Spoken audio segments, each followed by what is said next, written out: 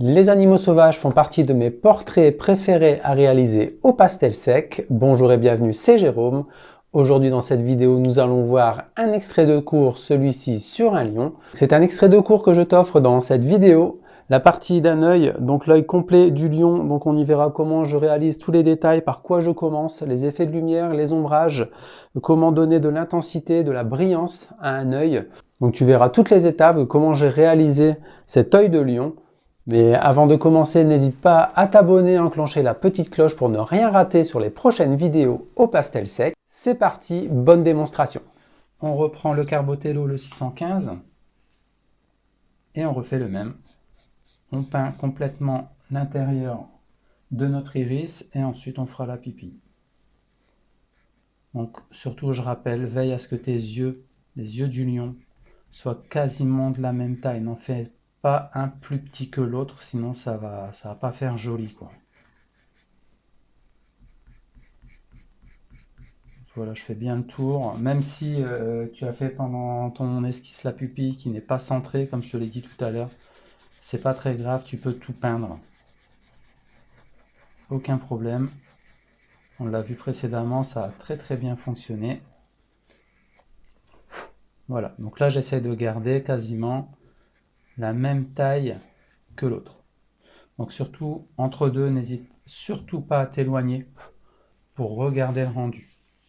Donc je repasse à une couleur d'ombrage ou de lumière. On peut faire les deux, peu importe. Exemple, ici je peux faire le 105 pour la lumière sur le bas, comme tout à l'heure. On éclaircit le bas de l'iris. Et on peut faire l'ombrage après ou l'ombrage avant.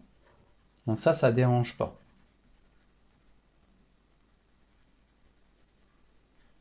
Toujours en faisant la lumière vers le bas, les ombrages vers le haut. Donc l'ombrage, j'ai pris le 625. Très finement, je fais mon ombrage sur le haut de l'œil, de l'iris.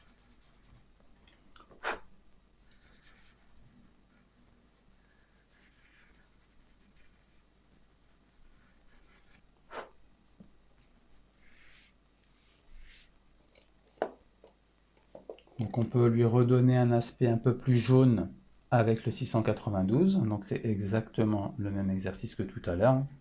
Lui redonner un petit peu plus de lumière. Tu vois, ça prend forme tout doucement, avec simplement 3 couleurs. On va commencer à accentuer l'ombrage avec le 177. Ombrage de l'iris sur le dessus. Je fais bien le tour. Et comme tout à l'heure, le tour de la pupille avant de mettre le point noir. Comme ceci. Bien au milieu, n'hésite pas, je vais le rappeler, à t'éloigner. C'est une zone très importante. Si tu mets ta pupille trop à droite, trop à gauche, ça va faire un peu bizarre. Donc là, tu peux rajouter encore quelques effets de lumière avec le 105. Comme tout à l'heure, un petit peu de bleu. Donc là, avant de mettre le point blanc, un petit peu de bleu sur le côté. Un petit peu de bleu par endroit sur le bas pour donner un effet supplémentaire. Donc je ne change pas la recette, je garde la même. Ensuite, pour la pupille, donc là, le point noir dans le milieu. Donc là, on fait attention à bien se mettre dans le milieu de notre œil. Et on effectue un point noir en grossissant au fur et à mesure qui soit quasiment de la même taille que ce qu'on a fait précédemment. Donc n'hésite pas à t'éloigner, regarder ce que ça donne. Et je finis par un point blanc sur le côté droit, à côté de notre petite tache bleue. Voilà. Donc là, on a notre deuxième œil qui est presque terminé. Tu peux rajouter une petite touche de blanc par endroit sur le bas pour donner un petit peu plus de lumière encore à ton œil. Ce que tu peux faire, c'est aussi rajouter un petit effet d'ombrage avec le marron, le 625. Donc là, tu n'as plus qu'à ajuster tes ombres et tes lumières pour ton œil. Donc attention à ce que ton œil ne soit pas plus lumineux que l'autre. Il doit être quasiment de la même intensité. Et pour finir, carboter le noir. On accentue l'ombrage de l'iris sur le dessus. En faisant un petit peu le tour sur le côté pour plus de réalisme. Voilà. Et il ne nous reste plus qu'à faire le tour de notre œil. Donc je m'éloigne, je regarde ce que ça donne, voir si mon œil n'est pas plus petit que l'autre avant de le mettre au crayon noir. Donc là je constate que mon œil est légèrement trop petit par rapport à l'autre. Donc là ce que je vais faire, je vais ragrandir très légèrement mon œil. Donc je reprends les couleurs. Je vais simplement le ragrandir un peu. C'est pas méchant. Donc comme quoi une esquisse c'est très important. Ça évite de refaire ce type d'erreur juste après. Donc c'est pas bien grave. Hein. De ton côté, ça, si c'est la même chose, il suffit simplement de ragrandir un peu. Donc d'où l'importance de regarder au loin avant de continuer.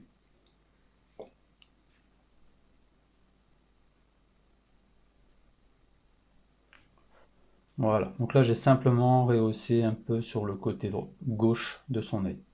Donc ensuite je reprends mon Cretacolor, si tu n'as pas Faber-Castell, et on recommence, on refait le tour avec celui-ci, avec un crayon si possible bien taillé, toujours en forme d'arrondi pour ouvrir l'œil, c'est plus joli. On se met bien dans l'angle.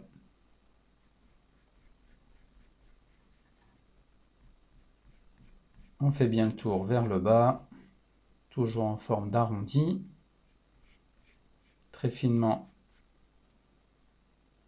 en bas de l'iris, et on crée une amande. Et là j'ai juste à faire le tour de l'iris. D'où l'importance de toujours prendre un peu plus large la grandeur de l'œil pour qu'on puisse retravailler un petit peu l'intérieur avec le noir.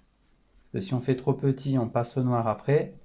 Rattraper une couleur claire sur du noir sera toujours plus difficile. Donc là je m'éloigne, je regarde ce que ça donne. Donc là mon œil est quasiment équivalent à celui du gauche.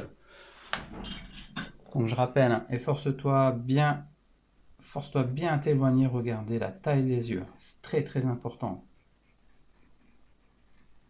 Et là j'ai juste à peindre l'intérieur à droite et à gauche.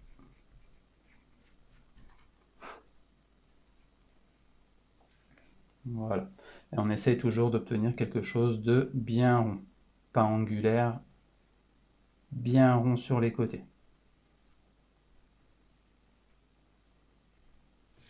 Voilà. Je reprends mon Faber-Castell noir. Je vais peindre un petit peu le bas, comme tout à l'heure. Donc si tu es déjà en Faber-Castell, reste sur ton Faber-Castell. Ensuite, une petite touche de gris et une petite touche de blanc.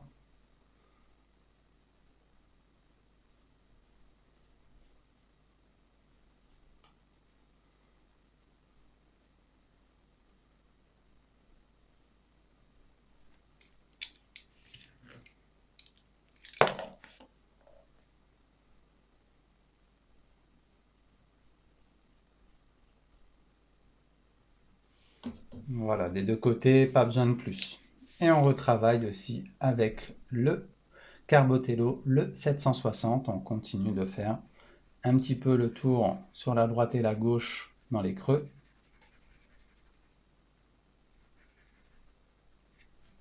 Un peu sur le côté.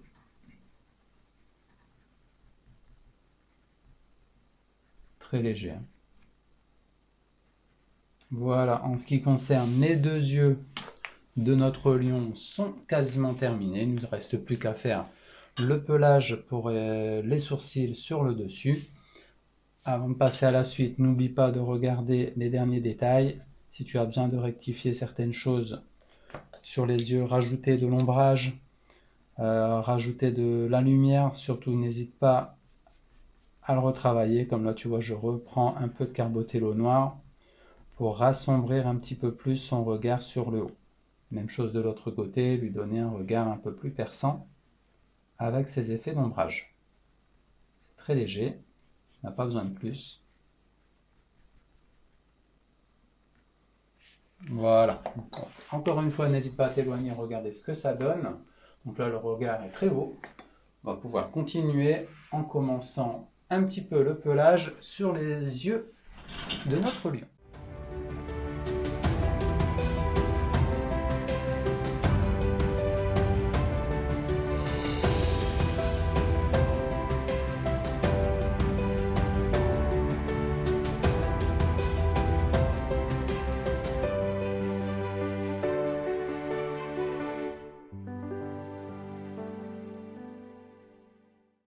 J'espère que cet extrait sur cet œil de lion t'a plu et le cours complet est disponible sur le site de Céline. Le lien est en barre de description. Et merci d'avoir liké la vidéo et on se retrouve à la prochaine dans un prochain pastel.